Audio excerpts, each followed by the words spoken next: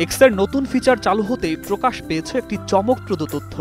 Donald ট্রাম্পের পক্ষে প্রচার চালানো উল্লেখযোগ্য একটি অ্যাকাউন্ট পরিচালিত হচ্ছে বাংলাদেশ থেকে। প্রায় ৬৭,০০০ ফলোয়ারধারী আমেরিকা ফার্স্ট নামের এই অ্যাকাউন্টের প্রোফাইলে হোয়াইট হাউসের প্রেস সেক্রেটারি ক্যারোলিন লেভিটের ছবি ব্যবহার করা হলেও এর অবস্থান দেখাচ্ছে বাংলাদেশ।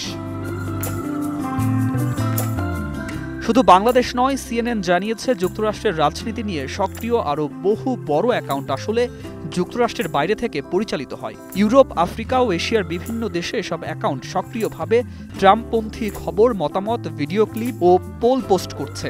এমনকি কয়েকটি অ্যাকাউন্টের ফলোয়ার সংখ্যা লাখ ছাড়িয়েছে।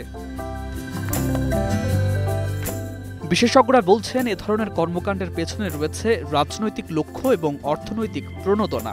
এক্সে এঙ্গেজমেন্টের ভিত্তিতে আয় করা যায়, আর রাজনৈতিক কন্টেন্ট অনলাইনে দ্রুত জনপ্রিয়তা পায়।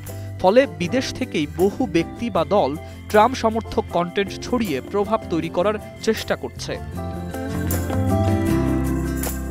ট্রাম্প নিজেও এসব বিদেশ ভিত্তিক অ্যাকাউন্টের কিছু পোস্ট রিপোস্ট করেছেন। আফ্রিকা ভিত্তিক একটি অ্যাকাউন্টের পোস্টে বিদেশে জন্ম নেয়া নাগরিকদের নির্বাচনে নিষিদ্ধ করা উচিত কিনা এমন প্রশ্ন তুলে ট্রাম্প তা নিজের প্ল্যাটফর্মে শেয়ার করেন। বিষয়টি আরও স্পষ্ট করে যে মার্কিন রাজনীতিতে বিদেশি প্রভাবের চেষ্টার ইতিহাস রয়েছে এবং তা থেমে নেই। এক্সের পণ্য বিভাগের প্রধান জানাচ্ছেন, নতুন ফিচারটি পুরোপুরি নির্ভুল না হলেও এটি বৈশ্বিক আলোচনার স্বচ্ছতা বাড়ানোর গুরুত্বপূর্ণ পদক্ষেপ। আর এই ফিচার চালুর পরই দেখা যাচ্ছে ট্রাম্পপন্থী বহু অ্যাকাউন্ট আসলে যুক্তরাষ্ট্রের বাইরে, এমনকি বাংলাদেশ থেকেও পরিচালিত হয়। সুকান্ত সরকার, ২১ টেলিভিশন।